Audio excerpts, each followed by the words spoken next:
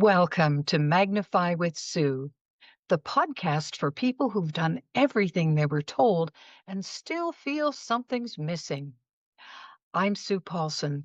Every week, we look at what it takes to move from self doubt to self love, from fear to inner peace, from striving to be enough to remembering you already are. Because the truth is, you came in magnificent. The essence of you isn't out there, it's right here in your own heart. So let's go find it. Let's magnify. Welcome to Magnify with Sue. If you saw the first episode last week, then this is episode number 2, and I'm glad you've joined me again. Today, we are going to take our magnifying glasses and shine them on the concept of not enough.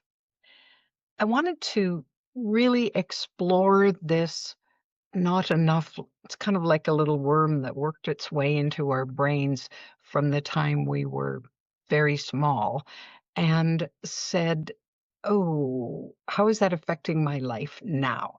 So not only are we going to explore that particular issue, but I want to cover how that issue has impacted us and caused our suffering in our lives, how that contributed to us, to the feeling of suffering that goes along with struggle and survival and stress and strain and suffering, all the rest of it. We're going to finish up with the antidote. So what's the antidote to feeling not enough? How do we change our perspective, change our minds? What do we do about that? So I'm going to have a little exercise for you at the end, a challenge for you to take on if you so desire, if you choose. So let's get right into it. Some of you may have grown up with the phrase that I grew up with. It was a little chant that when we mostly on the playground, sticks and stones will hurt my bones. No, it goes this way. Sticks and stones will break my bones, but names will never hurt me. Well, it's true that sticks and stones can break your bones, but is it true that names will never hurt you? That's a big, big, big lie. Words have power. And not only do they have power to uplift, help, and heal, but certain words have definite power to debilitate, to shame, to cause great harm. And it doesn't take a great step back to look at how that occurs.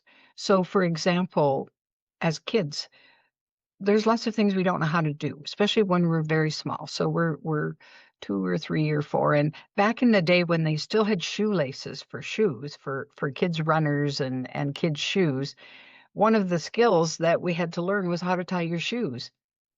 And so I'd practice and practice and practice, and no, I wouldn't get it right, and I wouldn't get it right, and I wouldn't get it right. Now, I was fortunate that the learning to tie my shoes and the patience that was required of my parents to help me do that, they didn't get overly frustrated and tell me that I was dumb, I was stupid. What's wrong with you that you can't tie your shoes? I've shown you 10 times now and you still don't get it. So must be something wrong with you. Well, I was fortunate that I don't recall that happening to me for that particular thing. But it happens to lots of people, and maybe it happened to you. Well, what does that, because we take that in at heart level, like that's a harsh thing to call someone a name when they're just learning, when they don't know how to do it and they're just learning. So you can imagine that I get kind of riled up about that because it's just all kinds of wrong in my book. So however, it sets the stage then. The result of that is, oh, I'm not good enough. And then if we have some failures at something else, which we inevitably do because who knows how to ride a bike the very first time you get on it? I certainly didn't. I had plenty of skin knees and trauma around that, and a big box of Band-Aids had to be close at hand in order for me to get it. And I'm not even sure they had invented training wheels at that point in time when I was learning to ride a bike. So it was just, you find your balance and do your best. I didn't succeed the first or the second or the third or the fourth time. Well, probably if I had been chastised for my inability to ride a bike by anybody, it wouldn't matter if it was my brother or somebody that I knew that was my age or somebody that was older and bigger than me.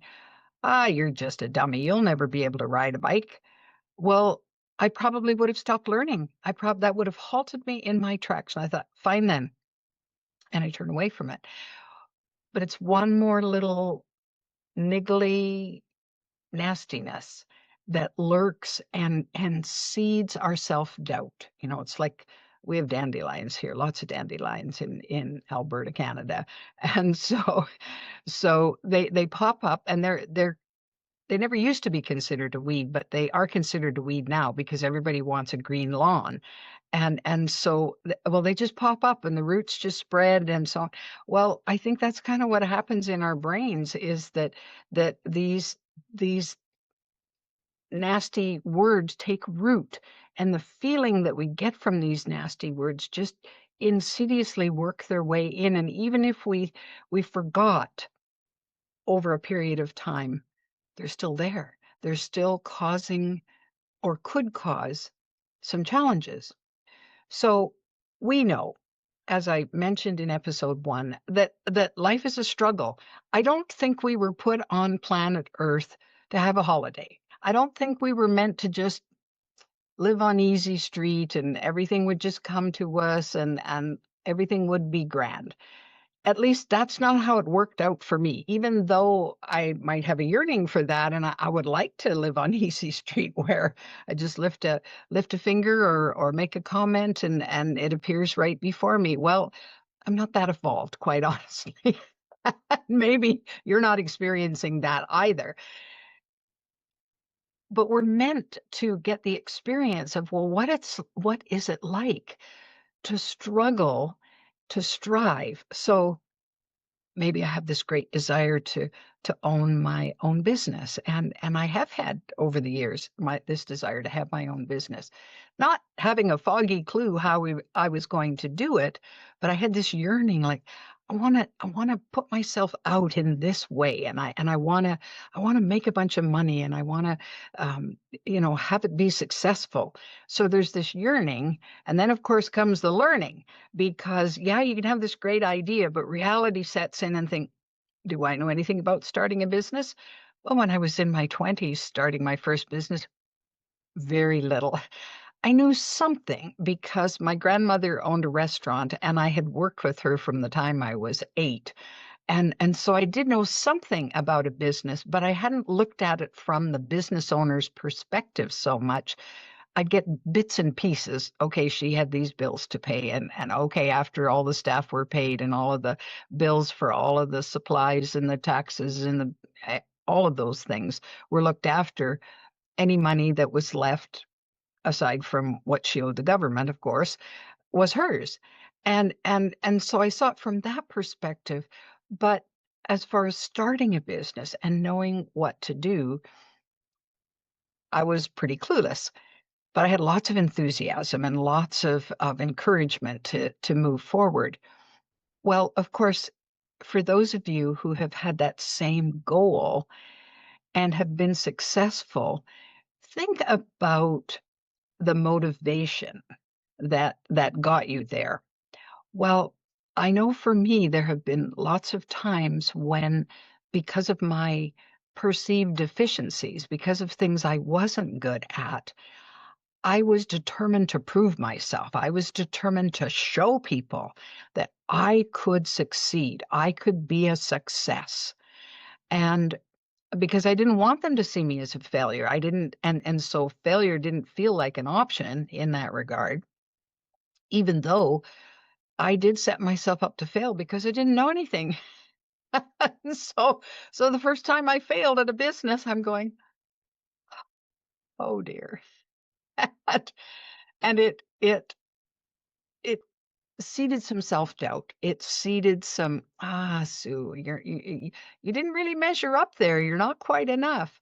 So then I'd look around and say, "Okay, what else? What else could I try that would help me succeed?" And I've had some fairly significant failures in my life that have taught me all kinds of things.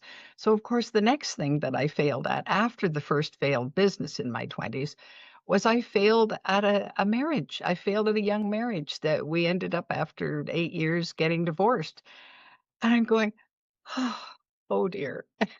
And I'm trying not to focus on the fact that those that know and love me are probably, I'm guessing, I don't know, obviously, are sighing and saying, "Oh, dear, when is that girl going to get over all of these hurdles and make a success of herself?" And so that's my interpretation of what I believe that they're thinking. And of course, it caused a little more suffering because I thought, yet again, I have failed. And so a lot of my choices, even though I felt I was doing the right things at the right time, didn't always turn out the way I wanted them to. And then if I did have a success, I managed to make a good deal of money at some point. I'd make the money, and after a period of time, even after that, the glow wears off. Wow, look at what I just made. Wow, this is great.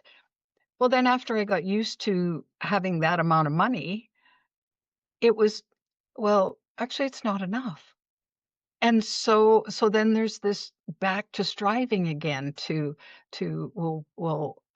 okay, I've read lots of anecdotes from millionaires, for example, whose whole focus in life is to make money. And so they make their first million and they said, "Okay, well, okay, I made my first million.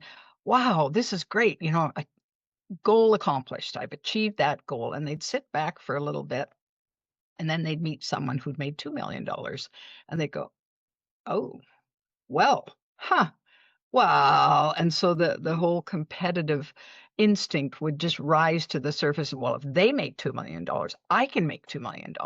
And so then there's the striving again to make 2 million and 3 million and 4 million.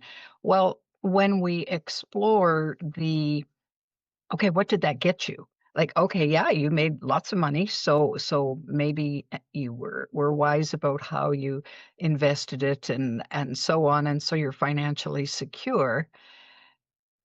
And yet, when you talk to these people, a lot of them still have this underlying sense of, well, I thought if I made the amount of money that I wanted to make, that I'd be happy. Am I happy? Well, not really. At least, I'm happy I made the money, but am I happy? No, I'm not happy.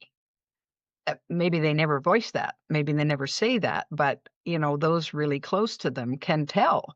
Well, did making all that money make them happy? Maybe not. Did having um, a great marriage make them happy? Well, maybe yes, maybe no. All of these things that we strive for, that we say we want in life, not that there's anything wrong with the striving, because that gives us it perks us up. It gives us that zest for life, that oh, something new to take on, and I can really make my mark or move forward with whatever it is I've decided. That's all wonderful.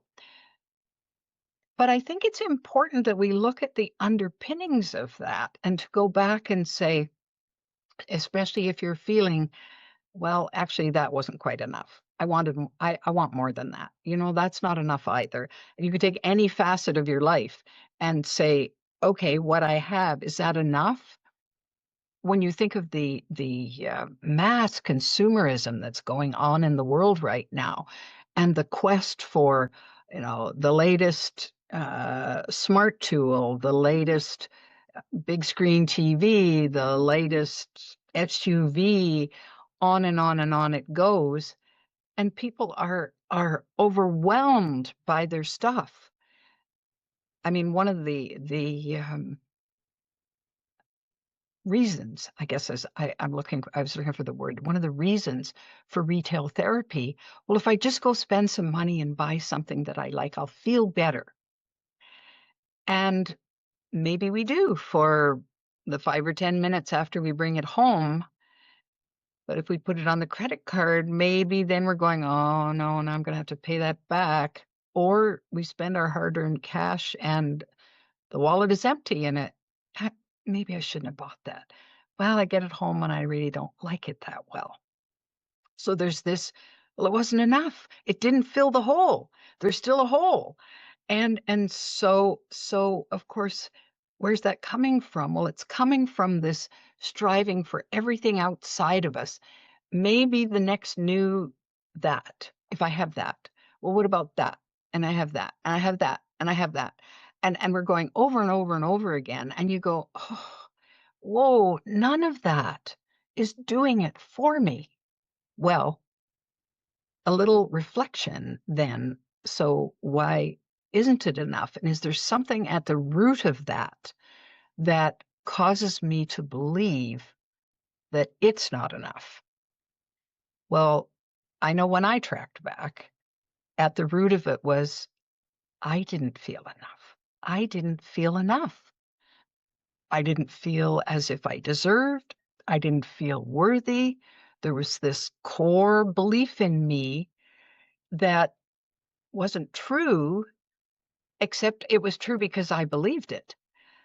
And it came from little bits being added throughout the days, months, years, the decades that that kept adding to that seed ball, and all of this other stuff kept sprouting. Oh, Sue, you don't measure up. You're not enough. You'll never be enough. Imposter syndrome.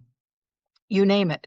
It's all there. And I know there are many of you out there who've experienced exactly that. We're all in the same boat, right? Well, if you don't like this boat, then you need a new boat. And maybe a new set of, jewel-handled oars or something to take you to a different destination. So I'm going to suggest to you today that the starting place where we started from was the core problem. We started from a place of lack. So when you think about it and look at the word lack, meaning not enough, all right? There's a lack of food in my cupboard. Well, there's not enough food, all right?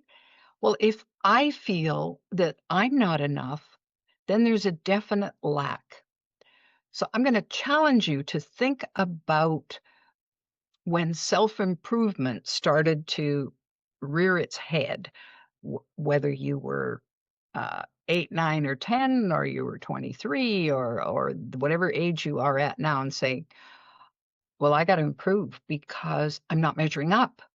So that's a lack mentality. I bet you that you are never, ever going to measure up. You are never, ever going to have enough because you're starting from the wrong place. Now, you didn't know this. This is generational conditioning that has been going on for eons. This sense that, well, I'm just this little puny human that can't do much and struggles to survive. And everybody is telling me that. Everybody that loves me dearly often reinforces that, well, you're really not enough, and so keep striving, keep improving, keep trying to get better and trying to get better and trying to get better. Well, has it worked for you? Certainly didn't for me. It didn't for me. Well, now, so I told you in our first session that I had a near-death experience in 2007. Well, this was a big, big, big, big wake-up call for me because it challenged all of the belief of not enough, the belief of having to measure up, the belief that I was separate from my creator and was going to stay separate from my creator until I had done enough to improve myself, until I had measured up.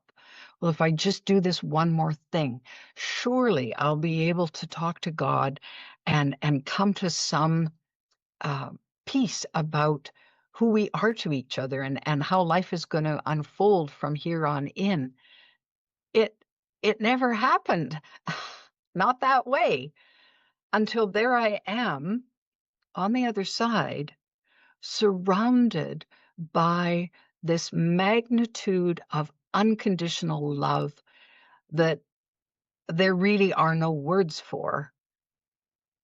It was this knowing and this embracing that was so powerful that I couldn't deny it. I couldn't deny the feeling of it. It just washed over me. It enveloped me.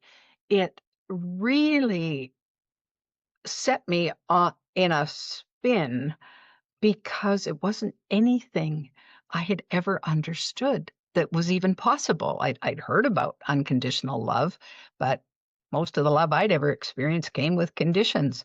But this was this bathing in it.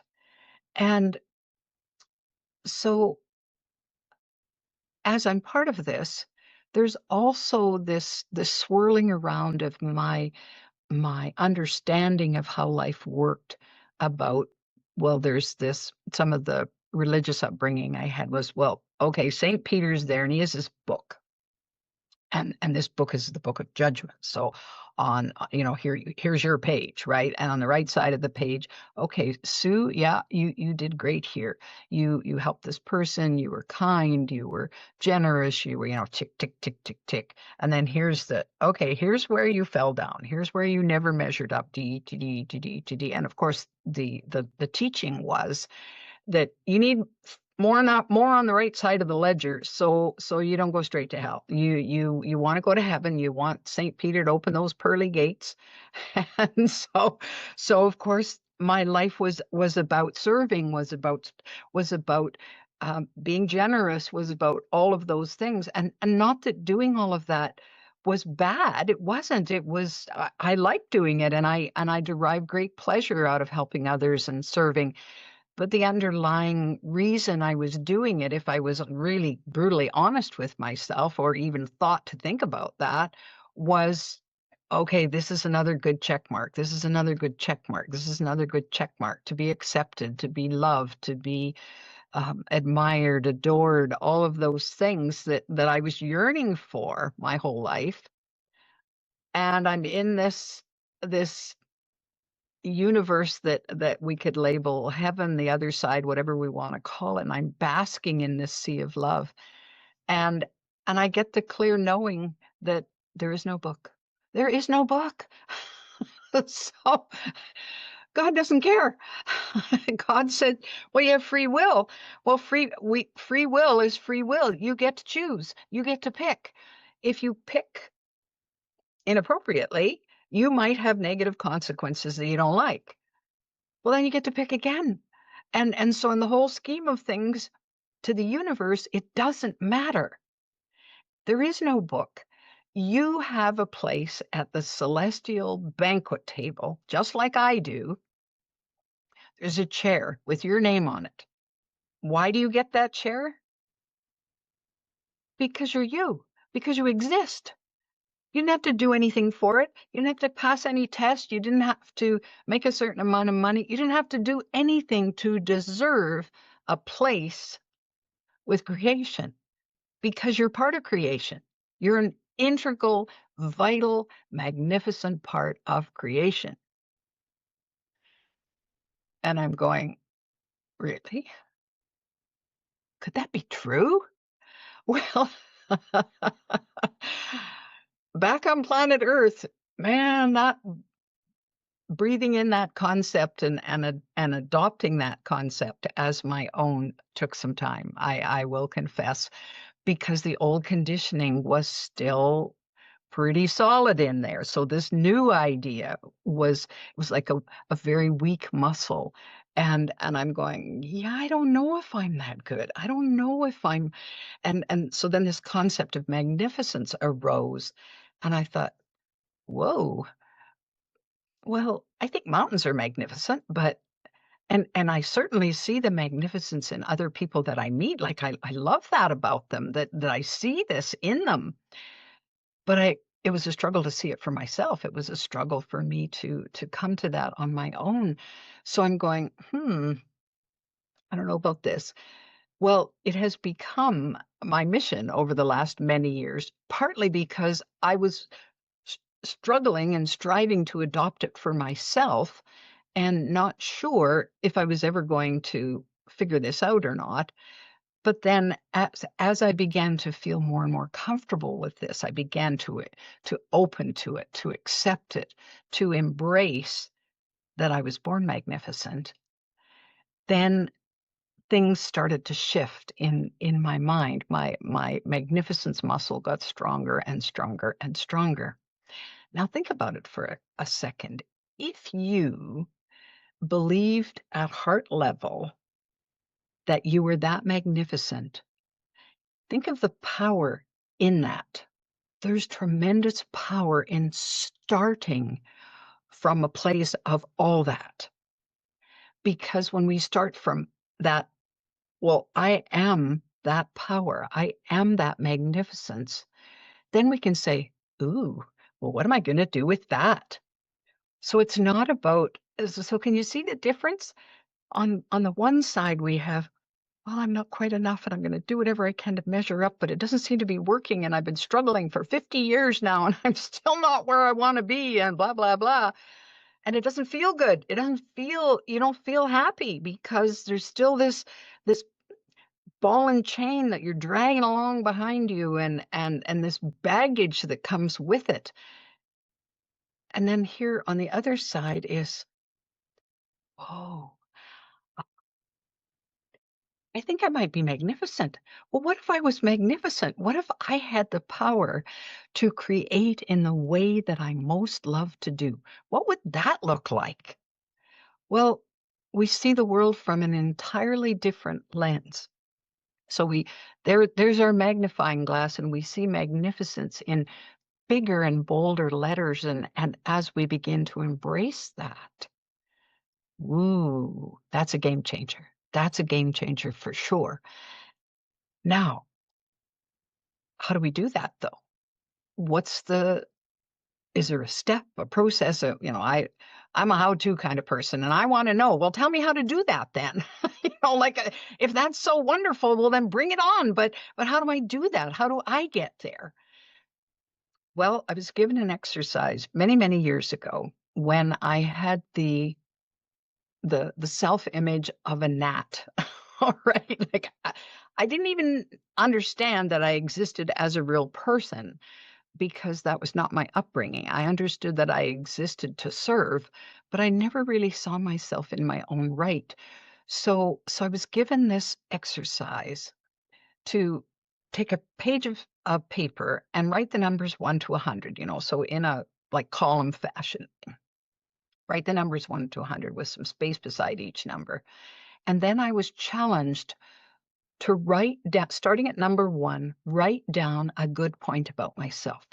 Something that I liked, something that I admired, maybe even something that I loved about myself.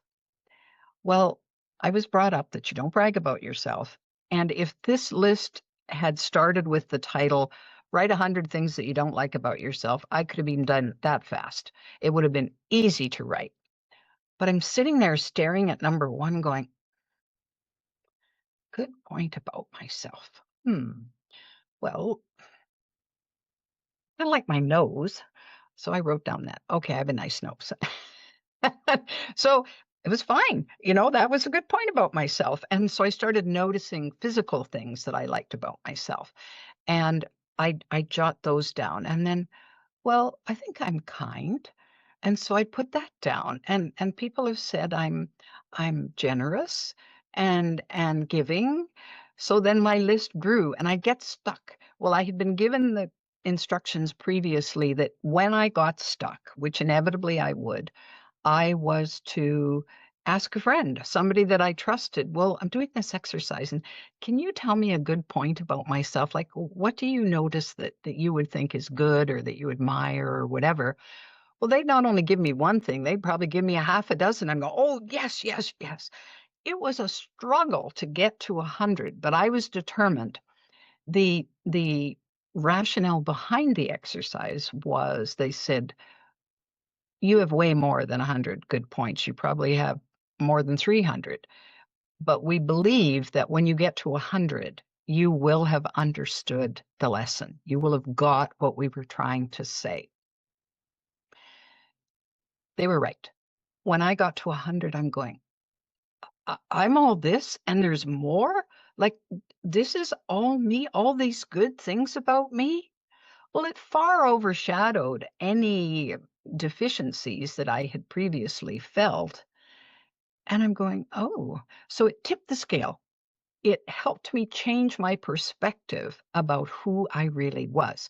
So this is your challenge for this week, is for you to start your list and get your first 10 and then go on to the next 10 and on and on and on until you get to 100, because moving from a place of lack, of not enough, I'm not enough, that muscle has become very strong, depending and really strong depending on how many failures you might have experienced in your life, how many challenges, whatever adversity, et cetera, et cetera. That muscle could be just so strong that you can't imagine being able to counterbalance that.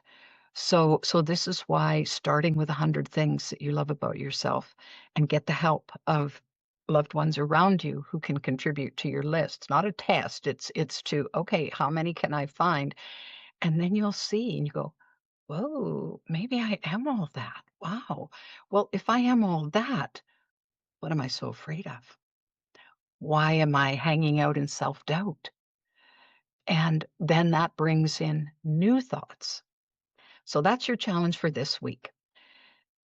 Stay tuned. Next week, we're going to tackle another piece of this to help move you to a different place, to help move you more and more into accepting and embracing your magnificence. See you next time on Magnify with Sue. My magnificent ones, this is the journey, moving from fear to self-love, from doubt to inner peace, from hiding to shining. One episode, one conversation, one insight at a time. If you're keen for more, the Magnify with Sue newsletter is a tool you'll love. Week after week, we do this work together. Not as a one-off, not as a nice idea, as a real practice of discovering and embracing the magnificence that you already are. To sign up for this newsletter, join us at magnifywithsue.com.